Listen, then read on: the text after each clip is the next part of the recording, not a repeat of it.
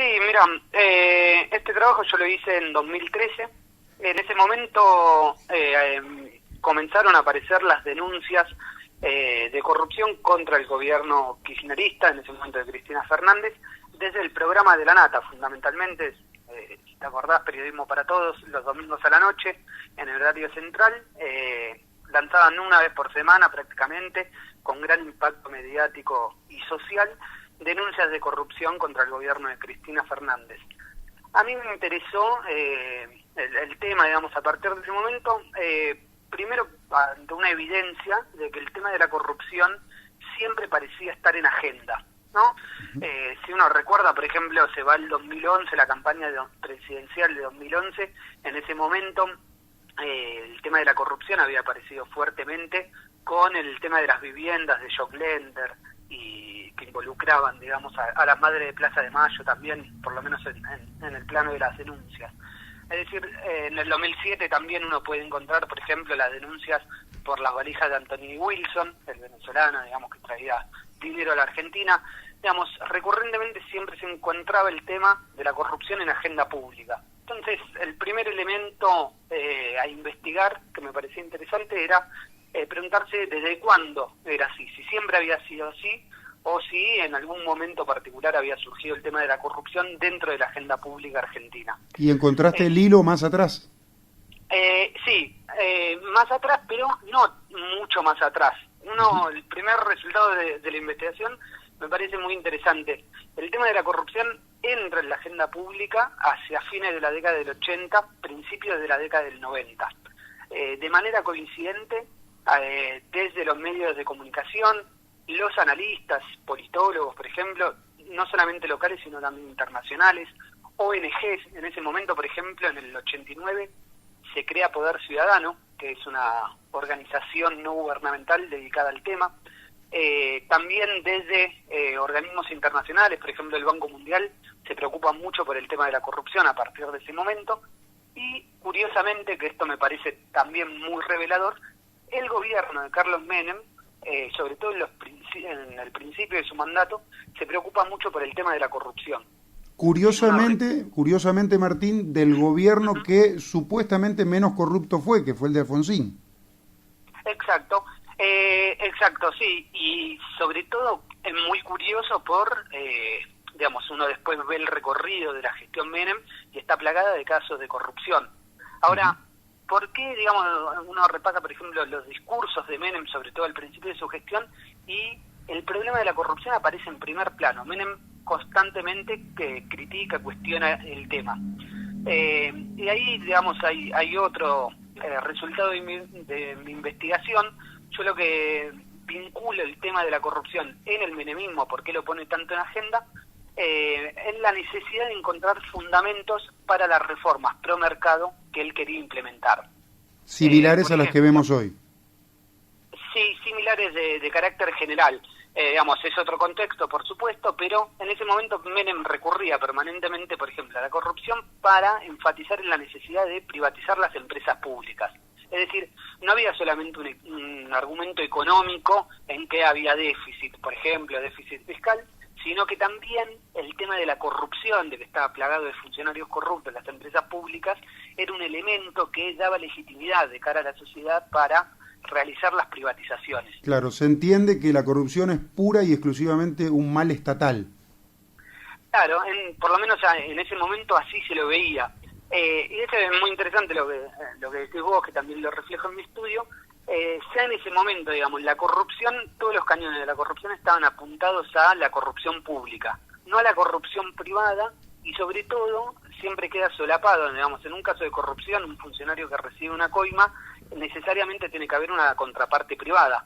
Bueno, en general, en los medios de comunicación, en la opinión pública en general, siempre todo, digamos, queda centrado en el funcionario público y no en el empresario, en el sector privado que realiza el pago de la coima, por ejemplo. Recién charlábamos de esto, Martín. El empresario que paga una coima no es exclusivamente una víctima de ese funcionario que le está cobrando por algo, porque a su vez tiene un rédito el empresario también.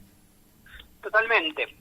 Yo creo que hay que verlo, digamos, el problema de corrupción, y en ese sentido apuntaba a mi estudio, verlo como una relación, no como una cuestión personal, ¿no? De un funcionario que es malo por naturaleza, que tiene un desvío en su comportamiento cívico o demás, sino tratarlo de ver como una relación entre dos partes y donde el sector privado tiene mucha responsabilidad.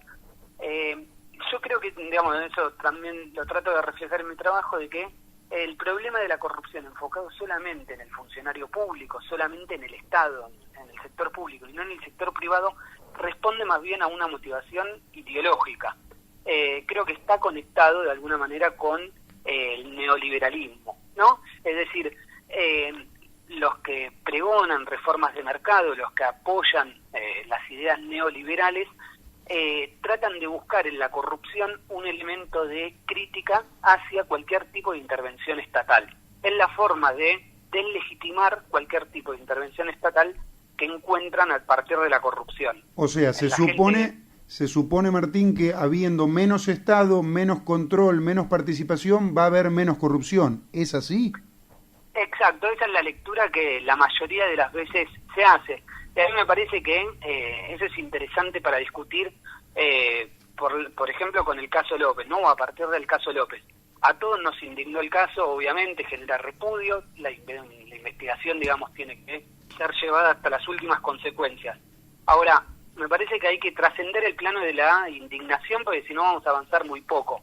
Yo en ese sentido lo que digo es, hay que discutir la naturaleza de la corrupción. Digamos, cuando hablamos de corrupción, ¿de qué hablamos? Bueno, yo creo que hay que incluir al sector privado, eso como primer punto. En segundo lugar, hay que discutir los modos, digamos, de combatir este flagelo. En ese sentido, yo creo que frente a las posturas neoliberales que conciben que menos Estado es menos posibilidad de corrupción, yo creo al revés, que cuanto más Estado tengamos, cuanto más Estado presente tengamos, menos posibilidad de que haya corrupción. En ese sentido, me parece que más allá de la indignación moral que nos produce el caso de López y tantos otros, hay que trascender el plano de la moral, digamos, y politizar el tema. El tema de la corrupción es un problema político. La respuesta, entonces, tiene que ser política. Yo en ese sentido creo que mientras más Estado tengamos, menos posibilidades y menos lugar podemos dar al flagelo de la corrupción. Incluso, Martín, ustedes esbozan, o vos esbozás en el laburo, algunos números respecto de lo que es la corrupción estatal y la influencia que tiene la corrupción estatal dentro de toda la corrupción a nivel mundial. Sí, eso contraría un poco el sentido común, ¿no? Bueno, uno en general tiene la idea de que, bueno, la corrupción está sentada en el sector público, en los funcionarios. Bueno, hay estudios que lo que muestran es que la corrupción entre actores económicos es la mayoritaria, alrededor del 63%. Hola. A ver si... ¿De? Sí, ahí repetinos un poquito el número porque se nos cortó. Sí, perdón. No, el 63% de los flujos ilícitos a nivel mundial corresponden a ilícitos entre privados, entre actores económicos. Solamente el 3% corresponde a el sector gubernamental. El 37% restante se debe a actividades criminales, ¿no? Pero ese número ya de por sí muestra que no hay, digamos, evidencia empírica que avale la tesis de que la corrupción pública es más importante que la corrupción privada. Eso me parece que es un dato muy importante, más allá de que siempre es difícil, ¿no?, estimar con precisión cuál es la magnitud de la corrupción, porque claro, justamente como se trata de una actividad ilícita, es difícil de captarla en toda su totalidad. Y también, claro, y también desestimar de alguna forma lo que la gente por allí repite, decir, bueno, pero es plata de ellos. La corrupción entre privados es exclusivamente plata de ellos. La otra es la nuestra. Totalmente. Ahí, digamos, uno siempre se tiene que preguntar por el impacto en las arcas públicas, ¿no? Cuando un funcionario roba, por supuesto, es un daño al erario público y nos afecta a todos, es directo de todos. Pero cuando, por ejemplo, entre dos privados se producen situaciones de ilícitos, por ejemplo, la subfacturación de exportaciones, ¿no? Muchas veces se declara menos de lo que realmente se exporta. Bueno, ahí también se está perjudicando al dinero público, digamos. Entonces me parece, hay que revisar todos esos mecanismos que se producen en forma reiterada en el sector privado y que afectan y que deben ser considerados como hechos de corrupción. En este sentido, me parece hay un dato insoslayable de esto, de que se calcula, digamos, siempre son estimaciones, ¿no?, que alrededor de un PBI entero, digamos, de la Argentina está fuera del país por fuga de capitales, ¿no? En estos últimos tiempos tuvimos el caso, bueno, que involucró incluso al presidente mismo de la Nación, con cuentas, digamos, offshore en el exterior, y yo creo que ese es un mecanismo también de elusión fiscal en principio, y que seguramente está involucrado temas de corrupción y que afectan terriblemente, digamos, al patrimonio de todos los argentinos, y que en general concitan menos rechazo o menos repercusión desde los medios de comunicación y en la opinión pública en general. Bien. Yo creo que en ese sentido hay que empezar a problematizar estas cuestiones y tratar de tener una visión más abarcadora del fenómeno de la corrupción. Claro, sumarlas, no quiere decir esto que descartemos lo otro, lo del Estado que efectivamente existe. No, de ninguna manera se trata de negar. Yo te decía, el caso López, por ejemplo, obviamente genera un rechazo absoluto, y yo creo que hay que investigar a fondo y hasta las últimas consecuencias. Lo que me parece, digamos, que hay que trascender es el plano de la indignación y de, además, poner a todos en la misma bolsa, ¿no?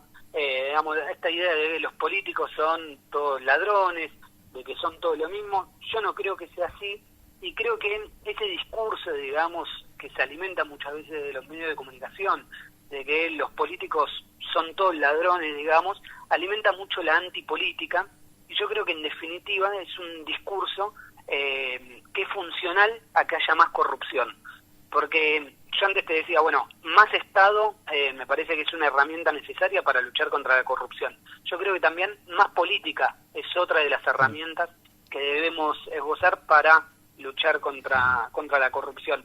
En ese sentido, cuando se impone la idea, por ejemplo en el 2001 pasó eso, ¿no? Se instaló la idea de que todos los políticos robaban, bueno, terminó con el que se vayan todos, ¿no? Sí. Y esa idea me parece que aleja a la gente de la política, entonces la política pasa a ser una actividad de pocos, y ahí, contradictoriamente con los efectos que se quieren buscar, aumentan las posibilidades de corrupción. Claro, da pie incluso, da pie incluso, Martín, al ingreso de los outsiders, la gente que viene de afuera, que tampoco ha demostrado ser limpia como se pretende. Totalmente. Mira, yo ahí en mi trabajo pongo un ejemplo. Italia es un caso paradigmático, digamos, porque la corrupción ha imperado desde hace muchos años, ¿no? Y ellos tuvieron un proceso a principios de la década del 90 muy profundo de el Mani Pulite, que es una investigación judicial llevada a cabo por distintos jueces de Italia para terminar con la corrupción. Y, bueno, van muchos políticos presos y demás. Ahora, contradictoriamente, ese caso, digamos, de investigación judicial contra la corrupción en Italia termina con el ascenso como primer ministro de Silvio Berlusconi. Claro. Silvio Berlusconi, recuerdo un poco, digamos, para los que no lo tienen presente, había sido un empresario muy poderoso que tuvo a la obra pública, es decir, los contratos del sector privado con el Estado, como uno de sus principales mecanismos de riqueza. Berlusconi también, bueno, fue presidente del Milan, ¿no? Muchos lo recuerdan por eso, sí. Pero, digamos, él venía del sector privado, se enriqueció con contratos públicos con el Estado, digamos, muchos corruptos, denunciados por corrupción, y terminó siendo primer ministro con un discurso anticorrupción y antipolítico, como decís vos. Es decir, se presentaba como fuera del sistema político, como alguien que venía a renovar la política, que era muy corrupta, y él se presentaba como un hombre transparente que no venía del submundo de la política. Bueno, y lo fue peor. En realidad estaba muy conectado, era un caso típico de enriquecimiento, digamos, a partir de los negocios con el Estado, ilícitos muchos de ellos, y contradictoriamente se presentaba como alguien que venía a purificar la política. Entonces, me parece en ese sentido hay que ser muy cuidadosos, digamos, porque más allá de la indignación que genera este caso de López u otros casos de corrupción, hay que estar atento a las consecuencias también que puede provocar un combate contra la corrupción. Martín, para cerrar, ¿ves los hilos en torno a esta investigación de intentar instalar el tema de la corrupción como lo único que pasa en el país para producir en el Estado una transformación, es decir, eliminar el control o la participación del Estado? Sí, a ver, yo veo un hilo conductor, te lo resumo un poco. A ver, en los 80, digamos, 90, Menem usó la corrupción para implementar reformas de mercado. Hacia fines de la década del 90, de la Rúa también puso a la corrupción como el principal mal argentino. Él no cuestionaba las reformas económicas que había hecho Menem, sino que criticaba la corrupción. Venía a hacer una regeneración moral, digamos. Es decir, en dos momentos de la historia diferentes, Menem y de la Rúa, utilizaron a la corrupción para viabilizar un modelo neoliberal.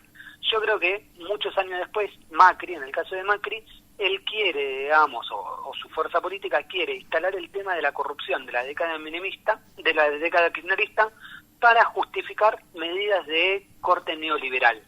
En ese sentido, me parece que a lo que hay que estar muy atento a que cualquier hecho de corrupción que se descubra, que se haya producido durante la década kirchnerista, no implica necesariamente, no hay conexión lógica con cualquier tipo de ajuste o de recorte de derechos sociales que quiera hacer este gobierno. No hay conexión. Hay que investigar, yo estoy a favor de investigar cualquier hecho de corrupción, pasado, presente o futuro, pero eso no implica necesariamente que este gobierno, digamos, lleve adelante medidas antipopulares. Son dos cosas que creo que debe quedar claro, digamos, de que están desconectadas, digamos, no hay ninguna necesariedad. Y en ese sentido yo creo que objetivamente, digamos, de hecho esto trascendió por parte de los propios funcionarios macristas, de que el caso López les da aire, les da mayor aire al gobierno macrista. Bueno, yo creo que no debería ser así, que son dos cosas independientes. Martín, te mando un abrazo, un gusto escucharte, y felicitaciones por el trabajo. Muchas gracias, hasta luego. Hasta luego.